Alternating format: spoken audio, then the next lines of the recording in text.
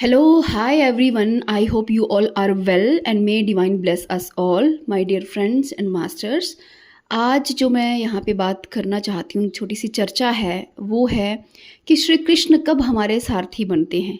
कब वो समय आता है जब श्री कृष्ण हमारा सारथी होना तय करते हैं, यानी हमारे जीवन की यात्रा को वो अपने हाथ में लेते हैं। कब वो समय आता है, तो हमें याद होगा कि श्री कृष्ण जो हैं वो किसके सारथी हुए थे? अर्जुन के सारथी हुए थे। और कहाँ हुए थे? धर्म क्षेत्र कुरुक्षेत्र में महाभारत के युद्ध के दौरान, यानी जो धर्म की रक्षा हेतु युद्ध लड़ा गया था, उस समय श्री कृष्ण जो थे वो अर्जुन के सारथी हुए थे। माय डियर फ्रेंड्स, अगर आप अर्जुन को देखें तो अर्जुन कौन है?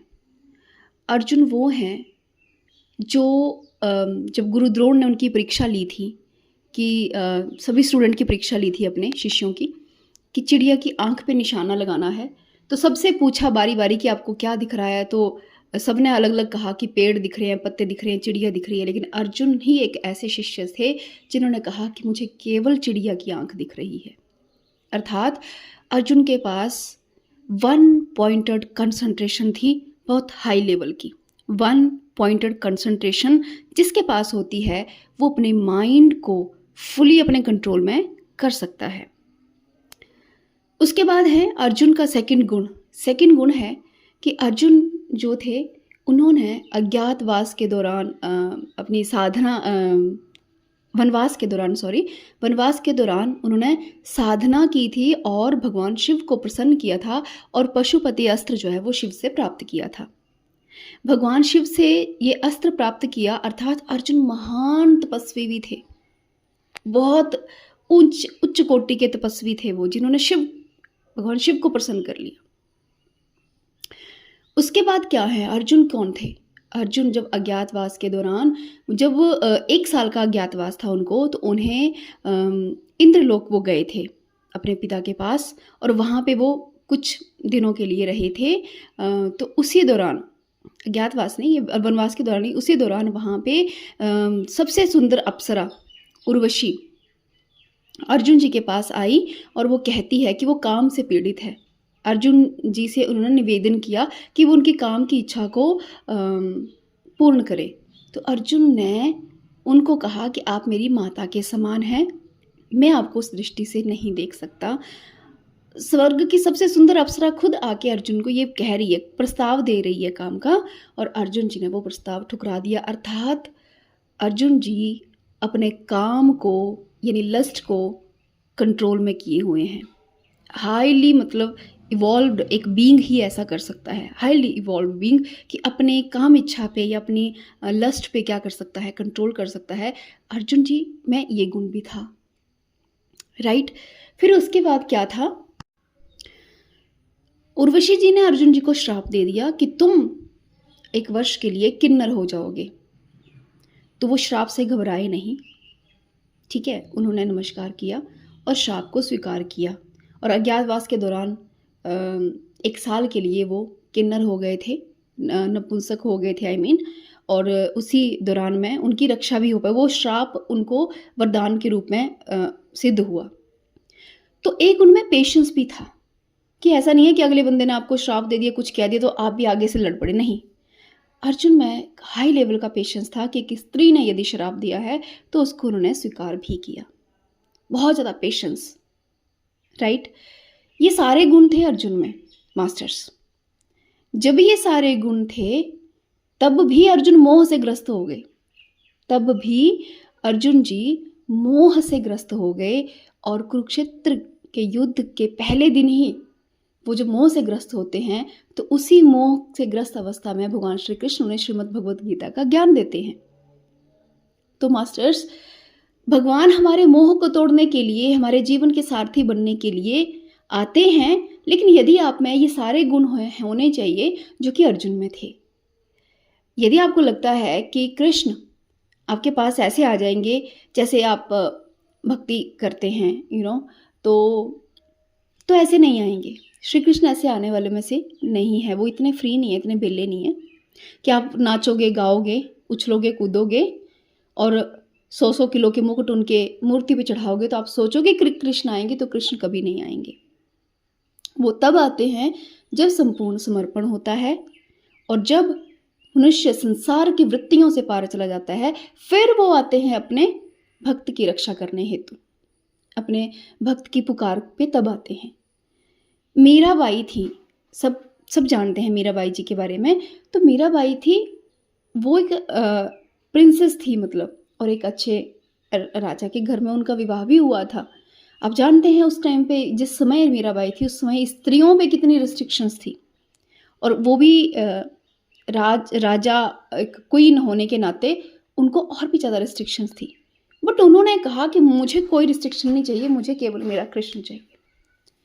उन्होंने ये शर्म नहीं की कि लोग उनके बारे में क्या कहेंगे।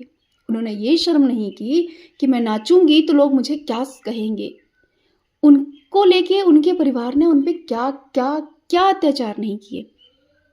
लेकिन मीराबाई का क्या था, एक ही उद्देश्य था, श्री कृष्ण को पाना। उन्होंने परिवार के साथ उलझना भी जरूरी नहीं समझा, उन्होंने समाज को जवाब देना भी जरूरी नहीं समझा, उन्होंने समाज की परवाह करना ही छोड़ दी। तो यदि आप में ये गुण है तो कृष्ण आएंगे। लेकिन हम में ऐसा नहीं होता ना, हम तो समाज की बहुत वो करते हैं। हम हम बाहर ऐसे, आपको कोई कहे कि सड़क में जाके नाचो कृष्ण कृष्ण कहो, आप नाचोगे?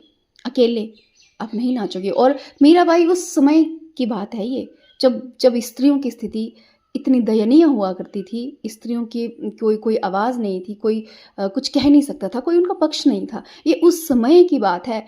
आज भी स्त्रियां घर से बाहर जो है वो उस अवस्था में, उस विक्षिप्त जो मतलब ईश्वर के लिए जो अवस्था, विक्षिप्त अवस्था इंसान बनाता है, उस अवस्था में भी बाहर नहीं निकलता। जबकि आज इतना कुछ है फीमेल के लिए, इतने लॉज हैं। लेकिन मीराबाई तब भी कहती थी कि मेरे तो केवल गिरधर गोपाल हैं। जहर तक पी लिया, उनको पता था जहर है, पी लिया, कोई बात नहीं। तब कृष्ण आए थे, तभी जो है वो भगवान प्रकट हुए थे। भक्त प्रहलाद के बारे में आपने सुना है, उनके पिता ने क्या क्या अत्याचार नहीं किए, उन पे क्या क्या अत्याचार नहीं किए। उन्होंने कभी भी उन अत्याचारों का जवाब तक नहीं दिया, बस वो केवल ओम नमो भगवते वासुदेवाय का जाप करते रहे। अंत में ये हुआ कि उन्हें एक पहाड़ी से गिराया जाना था। पहाड़ी के ऊपर ले गए। 7 वर्ष के भक्त प्रहलाद है, मुख में ओम नमो भगवते वासुदेवाय कह रहे हैं। भक्त प्रहलाद को पर्वत से, पहाड़ से एक नीचे गिराया जा रहा है ताकि वो नीचे गिरे, उनकी मृत्यु हो जाए। उनको धक्का दे दिया है, वो तो भी ओम नमो भगवते वासुदेवाय कह रहे हैं।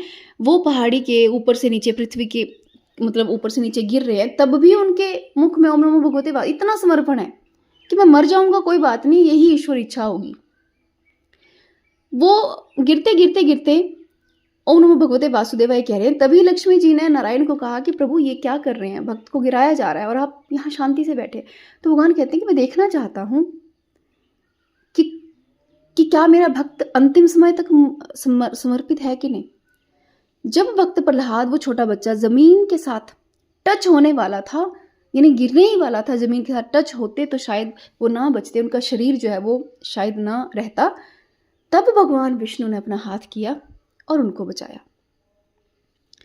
उस लेवल का समर्पण होगा तो नारायण आएंगे, उस लेवल का। लेकिन हम में इतना पेशेंस नहीं है। हम छोटी छोटी बात पे उलझते हैं, लोगों को जवाब देते हैं, खुद को सही साबित करते हैं, खुद को सही मतलब मैं सही हूँ, मुझे बहुत अंदर से डिज़ायर है कि लोग मुझे पहचाने।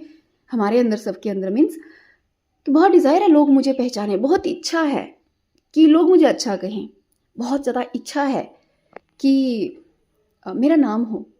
मतलब मेरे अंदर अभी संसारिक इच्छाएं ही चल रही हैं, और ईश्वर की एकमात्र इच्छा, ईश्वर की इच्छा नहीं है। अभी ईश्वर की इच्छा है, लेकिन उसके साथ 10 इच्छाएं और भी हैं। तो अभी कृष्ण नहीं आएंगे। श्री कृष्ण तब आएंगे जब आपके भीतर ये सारे गुण होंगे, फिर वो किसी भी रूप में प्रकट होंगे।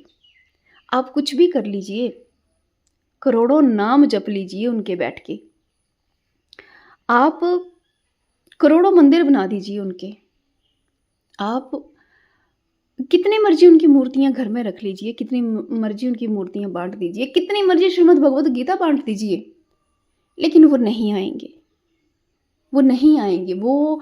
वो कौन है? श्री कृष्ण कौन है? नारायण कौन है? वो लक्ष्मी के पति हैं। वो जो लक्ष्मी आप आप समझते हो जिस लक्ष्मी को, धन को या वैभव को या स्वर्ण को, जो लक्ष्मी आप समझते हो, वो जो आप ईश्वर पे अर्पित करते हो अपने अहंकार के साथ, तो वो अवश्य हँसते होंगे। आप वो जो मंदिर बना के बखान करते हो कि हमने कृष्ण का भव्य मंदिर बनाया है तब भी नारायण हँसते होंगे। वो लक्ष्मी के पति हैं। लक्ष्मी उनके चरणों में बैठती हैं। कैन यू इमेजिन उनका वैभव कैसा होगा? और हम क्या कर रहे हैं? हम अपने अहंकार की तृप्ति कर रहे हैं। कभी ये कर रहे हैं, मंदिर बना रहे हैं, है ना? नहीं, अगर आपको नारायण को पाना है तो या तो आप में ये सारे गुण होने चाहिए जिन भक्तों में थे, नहीं तो उनकी जो शिक्षाएं हैं, उनकी शिक्षाएं क्या है? श्रीमद् भगवद गीता उनकी क्या है? शिक्षा है। श्रीमद् भगवद गीता की शिक्षाओं को यदि धारण करेंगे तो भी वो प्रकट होंगे, निराकार स्वरूप में प्रकट होंगे, लेकिन प्रकट अवश्य होंगे। लेकिन हम में से बहुत से लोग श्रीमद् भगवद गीता का नाम ही जानते हैं, पढ़ा उन्होंने है नहीं, और कईयों ने पढ़ा है तो समझा उसको है नहीं। तो इसीलिए कृष्ण कब आते हैं? कृष्ण तभी आते हैं जब ये सब चीज़ें आपके जीवन में होंगी, तभी वो प्रकट हो पाएंगे। तो आई होप ये वीडियो आपके लिए हेल्पफुल होगी। फॉर नेक्स्ट वीडियो के लिए, तब तक के लिए थैंक यू।